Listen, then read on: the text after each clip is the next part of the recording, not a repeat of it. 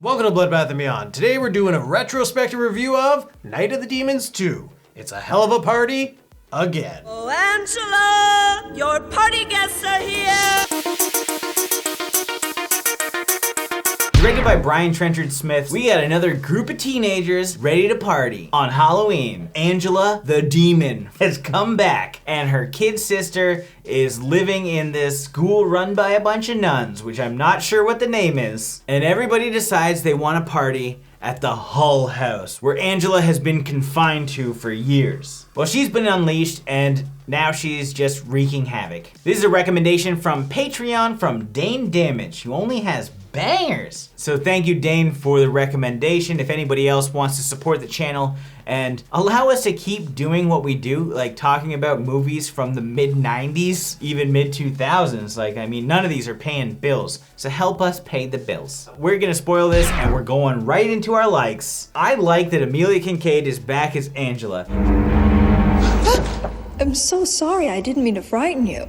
She is as demony as ever. She has these big fucked up teeth with gruel and ooze coming out. And wild tongue action. We also get an upgrade too. Not only is she a demon, but she's a serpent as well. Snake, scorpion, multi-tittied demon. It's a night of the demons for sure. And I absolutely loved our cast. Like, the characters in this movie were fantastic because we had a good variety of characters you want to root for to survive or you want to see die. Kurt was a good character. Johnny, who I said right away to Jay, I'm like, he looks like a martial artist. He did. He got a little black A-shirt on.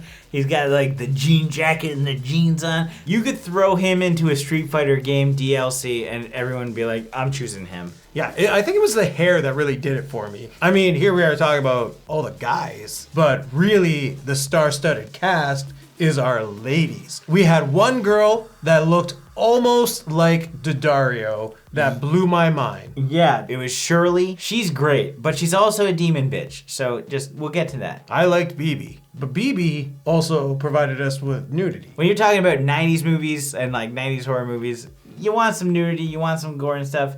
This has the nudity.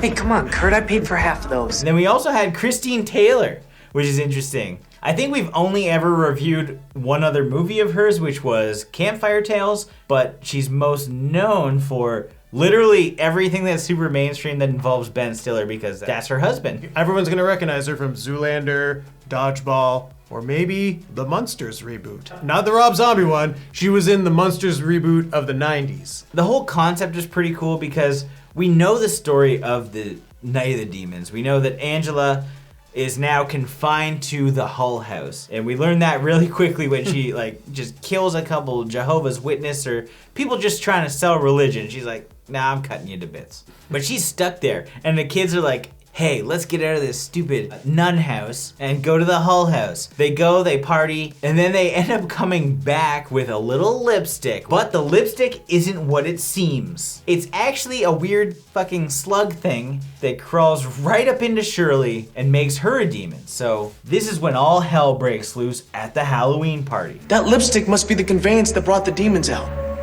Across the underground streams. The lipstick is the cause again. So we got Linnea Quigley with the lipstick going into the boob. Yeah.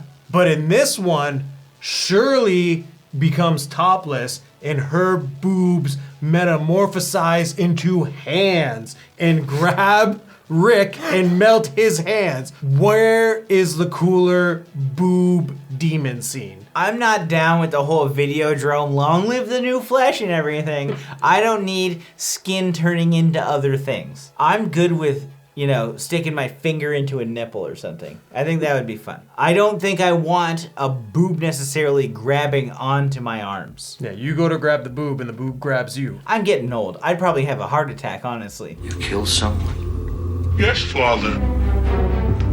You. This is a movie that definitely knows what it is. Though it does seem to have a higher budget, it's still campy and recognizes that and plays with it. I mean, we get to a point where we have, people playing basketball with heads, holy water in super soakers, and it just gets out of hand. Yeah, like when we're talking how this movie kicks off, like I thought we were watching an episode of Big Bad Beetleborgs, and I thought Flabber was going to be popping out. Instead, we get Angela. Everything was eerie and creepy, but also came off cheesy and campy. Like all the cobwebs, the way that everything is lit, it just had a fun feel to it. So you knew you were going to have a fun time instead of like a scary time. I don't think a lot of people are going into Night of the Demons 2 and thinking, I'm looking for a scary time. It could be riddled with jump scares. Demons popping out of toilets. Okay, that did scare me though. That was a jump scare. The demons were really fun in this one. Like they were very playful and interactive. Like we kind of mentioned, Kurt was probably the best demon scene. So he gets decapitated, didn't see it coming. I thought he would have survived over a couple other people. And he and Johnny had this hilarious basketball interaction. It was a fun time. Hey, Johnny boy, heads up. Want to shoot some hoop? We had some very gooey, street trash looking scenes as well, where people are melting because of holy water, and people are just shockingly getting killed. Or so you think. The nun had that Ninja Turtles game on point where she kind of like ducked her head. Even though it looked like her head got swiped off, her head just popped right back up. The master of disguise herself. But am I not turtly enough for the Turtle Club? But the nun was pretty badass. Say your prayers.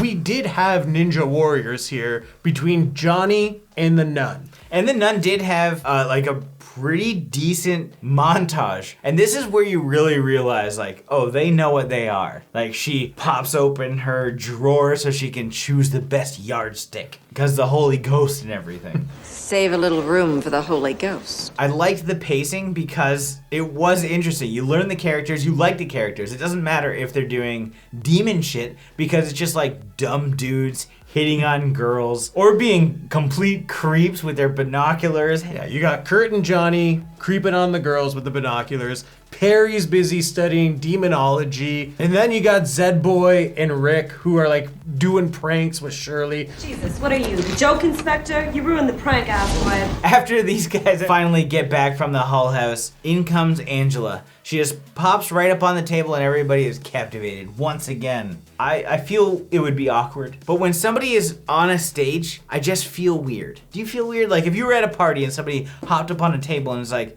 I need to dance, would you be like, okay, I'll just stop my dancing so I can watch you dance? Yeah, it is awkward. It's kind of like when someone pulls out a guitar at a house party. Oh, no, that's different. That fucking sucks straight up. Colin had some party a few years ago, and I just threw money in his open guitar case. Don't panhandle in my buddy's house. Dancing on a table. I'm not about to pull out some $1 bills, or is that what she's looking for? Doing the same thing. Guy pulls out a guitar. Take my money. Girl dances on a table. No. I'm gonna do the respectable thing and not pay you for your services. Do you think it's respectful or disrespectful to start giving girls that are dancing sexy $1 bills? Because I feel that is super disrespectful. It is very disrespectful. But I feel like they should be paid for their services. They're providing you with entertainment. The real question is, are you more entertained by someone singing or someone dancing? Dancing. So why wouldn't that person get your money? Because they don't have an open tip jar? Now what would be worse though?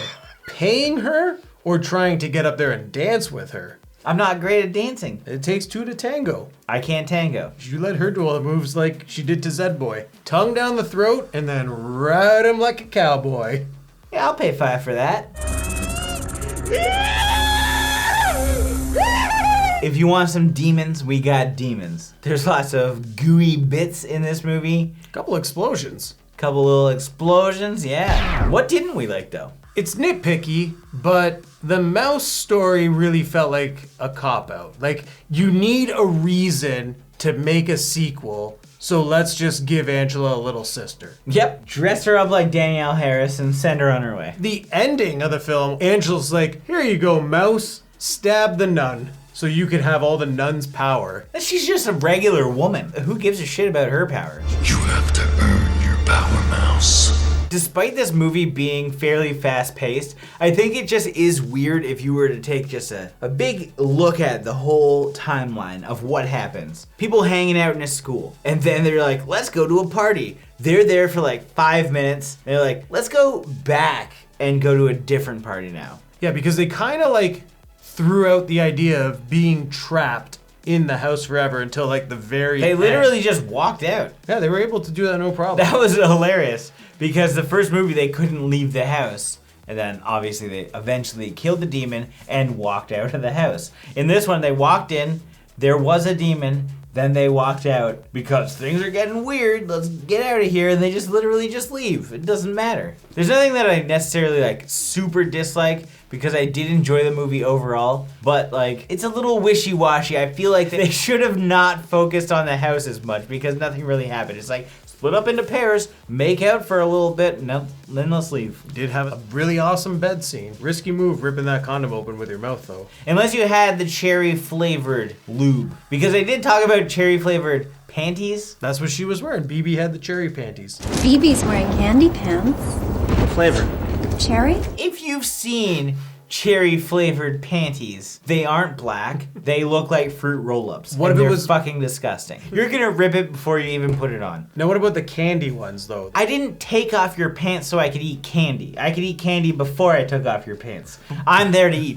You know? Is it the treat to eat the panty to get to that? You go on a date, I hope you're not wearing fucking fruit roll-up pants. That's gonna be disgusting and already half dissolved and melted. I can imagine I'm getting you hot and bothered. And your fucking panties are fucking just melted off. Now it's gonna be a sticky fucking mess. What's the matter, baby?